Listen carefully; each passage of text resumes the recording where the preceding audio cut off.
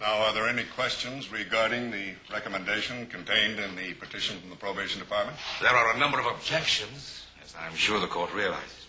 In the case of a juvenile, objections are automatically so made, Mr. Harris. We believe that our petition in behalf of Mrs. Hayden clearly states our position. We also believe that the investigation of the Probation Department has in many respects been extremely superficial. The department must recognize that the ability of the family to provide proper care for the child is better than the state itself could afford to give. Mr. Harris, the court has studied your petition very carefully. Corrective schools, psychiatric supervision, church, affidavits as to Mrs. Hayden's good health and so on. But now, are there any general comments that you'd like to make at this time?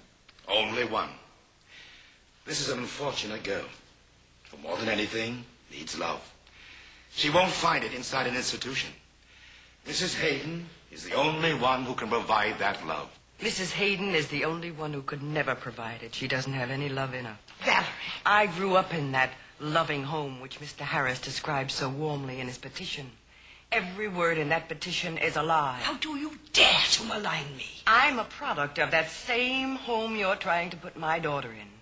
And it's the last place in the world I want it to be. Your Honor, on the record, my daughter is an unfit mother. Your Honor, if we could have a temporary recess, I think that... There will be no recess. Now, if you will all stop arguing, we will get on with this hearing in a proper manner. We're not here to rake over the coals of the past. We're here to decide the future. Now, Danielle, are there any questions you'd like to ask me about either of these petitions?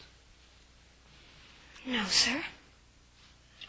Well, I must now decide what is to be done with you. And, you know, I feel if I knew you better, I might be able to make a more just decision. Now, was there anything you'd like to tell me at this time? No, sir. Your Honor, do I have the right to ask a few questions? Certainly, Mr. Miller. Thank you. Miss Spicer, do you believe my daughter is capable of murder? We still have learned very little about Danny. Well, you heard the testimony given to the coroner's jury. Did you agree with her verdict? I accepted it. Look, just what you're trying to do. Defend my daughter. You're a fool. You're just making things worse. How much worse can they be? The judge is ready to send her away. He hasn't handed down a decision yet. If he did go against us, we petition to reopen tomorrow. Yes, and Danny would still be locked up. Look, why are you so afraid I might dig up the truth? Or are you in on it, too? In on what? On what happened the night Richard Lassich was killed. Your Honor, I just don't believe it happened as stated. Well, do you have any facts to support that belief? Valerie, isn't it true that you wanted Lassich to marry you, begged him to? I don't think that's important now. Well, I do. I have a letter here which you wrote to him begging him to marry you. Your Honor, and isn't it true that you found out Danny also wanted to marry Lassich? Don't be ridiculous. Another letter, Your Honor, from Danny to Lassich. There were many other letters, but she got them back and burned them. In this particular letter, Danny says when we're married, you knew she hoped to marry Lassich even at her age. No, I didn't. And you knew they already were making love. No. That Danny, even at her age, was not a virgin. I didn't know it then. Miss Spicer told me You later. couldn't tolerate a 15-year-old girl taking your lover away from you. Look, stop it. You knew you had to do something and do it fast. You had a fight, and in a rage, you killed Rick Lassich. And because you couldn't be punished, and Danny couldn't, you somehow got her to say she killed him in your defense. That's the truth, and that's what happened that night, isn't it? No! Your Honor! Just a minute. Order, please. I knew the last time we talked, Luke, you had no love for me. But I never realized your hatred went so deep. Oh, I don't hate you, Valerie.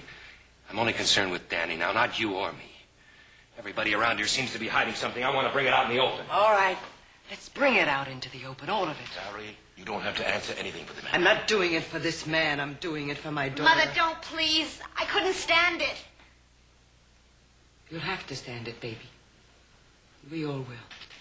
Your Honor, my daughter is not rational. As for Will you shut up for once?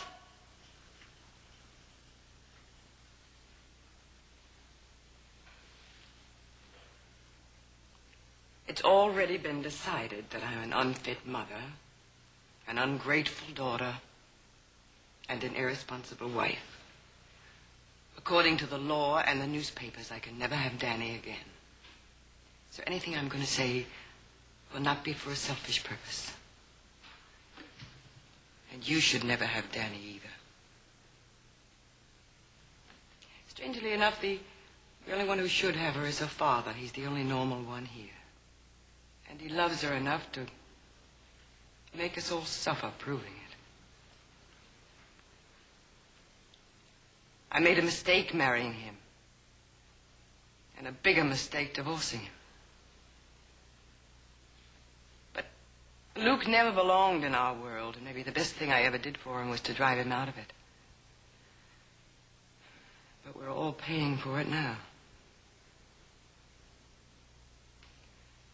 My own mother brought me up with such strict discipline that I thought she didn't love me.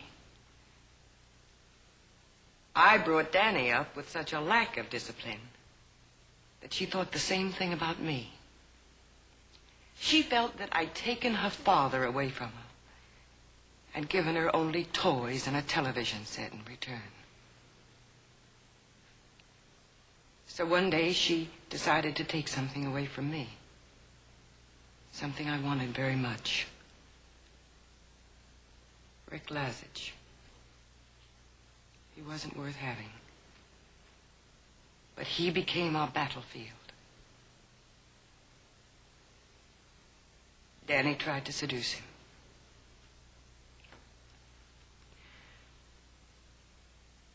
The night Rick was killed, we decided to get married.